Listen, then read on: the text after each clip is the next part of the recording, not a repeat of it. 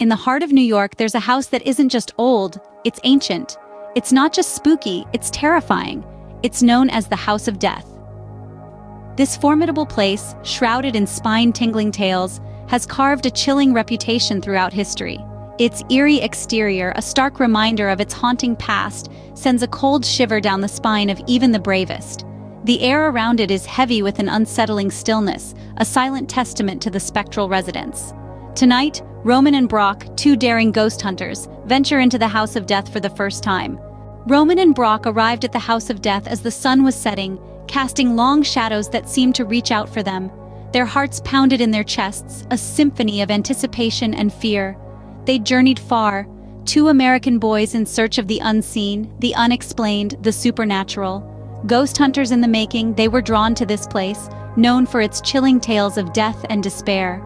They began their preparations, unloading their gear with hands that trembled ever so slightly. Ghost hunting equipment, cameras, and flashlights, all tools of their trade, were laid out methodically, a testament to their determination. The house loomed large in the fading light, its windows like hollow eyes watching their every move. The once grand mansion now lay in ruin, a silent witness to countless stories of lives lost and spirits trapped within its walls.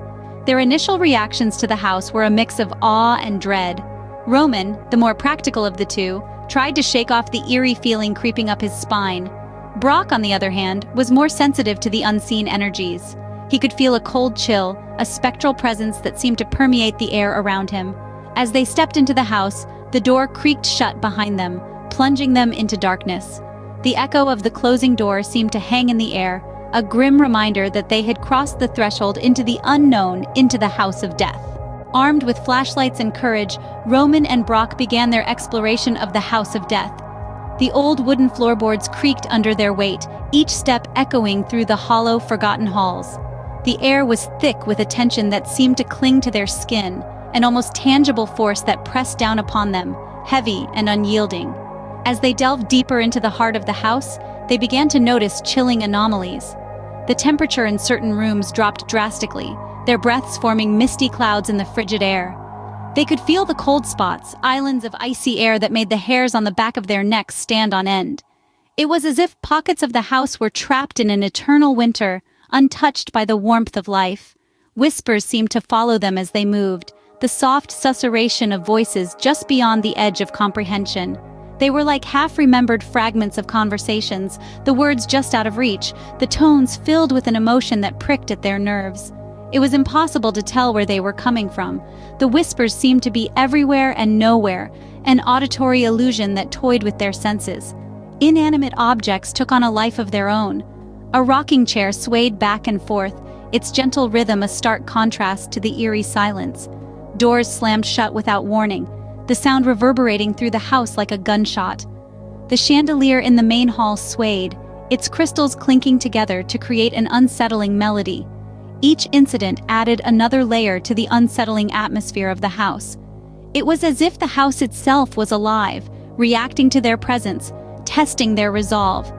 But Roman and Brock pushed on, their determination fueled by a mix of fear and fascination. Suddenly, they heard a blood-curdling scream echo through the house. It was a sound that seemed to come from the very bowels of the house, a sound that sent shivers down their spines and set their hearts racing. The exploration had just begun, but the House of Death had already made it clear that it was not a place for the faint-hearted. Frozen in fear, Roman and Brock followed the scream to a room at the end of a long hallway. The air seemed to grow colder with each step, their breaths visible in the icy atmosphere. The eerie silence was only broken by the haunting echo of their own footsteps, each one a drumbeat in the symphony of suspense playing in this haunted mansion. Suddenly, there it was, a specter, a ghostly figure, a chilling manifestation of the house's tragic past. Its form was as ethereal as smoke, yet its presence was palpably real, a paradox that sent shivers down their spines.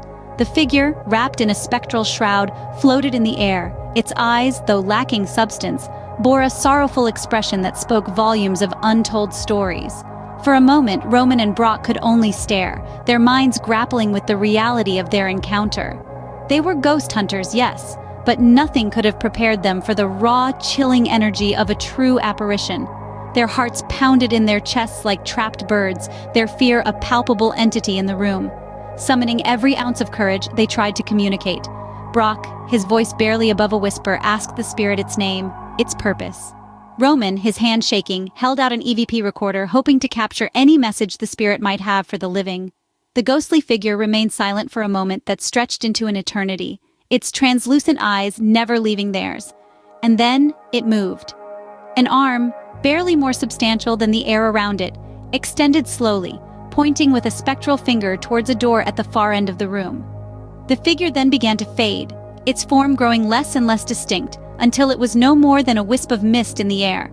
And then it was gone, leaving behind only the echo of its presence and the mystery of the door it had pointed to. The figure pointed to a door, then vanished. With a deep breath, Roman and Brock opened the door the ghost had pointed to. The room that greeted them was like a peek into an era long past.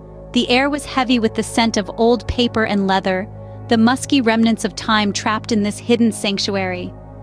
The room was filled with relics from the past, each piece a silent testament to the lives once lived within these walls. A grand oak desk sat in the corner, its surface littered with yellowed papers and quills.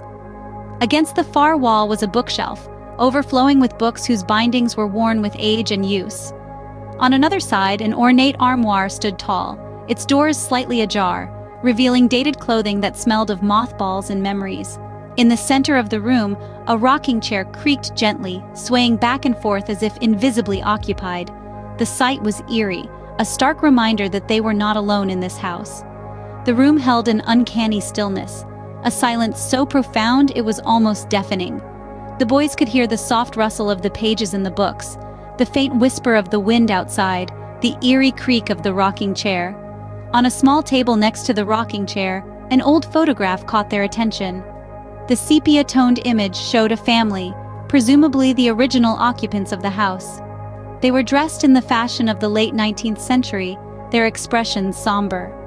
The father's arm was protectively around his wife and two children, their young faces staring out of the photograph with a haunting intensity.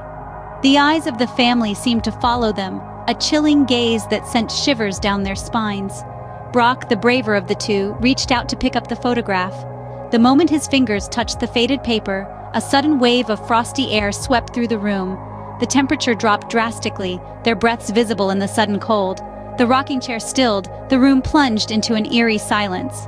As Brock picked up the photograph, the room suddenly went cold. In the blink of an eye, everything changed. The photo in Brock's hand turned to dust, and a chilling laughter echoed through the room.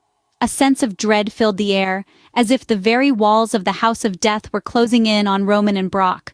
The room shook violently, the ancient wallpaper peeling away to reveal the house's decrepit bones. The boys, once eager ghost hunters, were now prey, trapped in the belly of this haunted beast. A cold gust swept through the room, extinguishing the flickering candlelight and plunging them into darkness. The boys could feel an unseen presence, a malignant force that seemed to slither through the shadows, wrapping around them like a spectral shroud. The temperature dropped to a bone-chilling cold, their breath crystallizing in the icy air. The laughter grew louder, more sinister, a cacophony of mockery and malice that seemed to come from every direction. Fear gripped them, a primal instinct to survive. They needed to escape. Roman, his hands trembling, reached for his flashlight. The beam cut through the darkness, illuminating a path to the door. They ran, their hearts pounding in their chests, the laughter pursuing them like a relentless predator. But the house wasn't ready to let them go. Furniture moved on its own, creating barriers in their path. Portraits on the walls shifted, their painted eyes following the boys with predatory interest. The floor beneath them groaned and creaked, as if the house itself was alive and hungry. They fought through the obstacles, their desperation fueling their determination. Just as they were within arm's reach of the front door, it slammed shut on its own. The laughter reached a deafening climax, resonating through the house like a death knell. And then, everything went silent. The House of Death had claimed its victims. Roman and Brock were gone, swallowed by the shadows, leaving behind a chilling tale of horror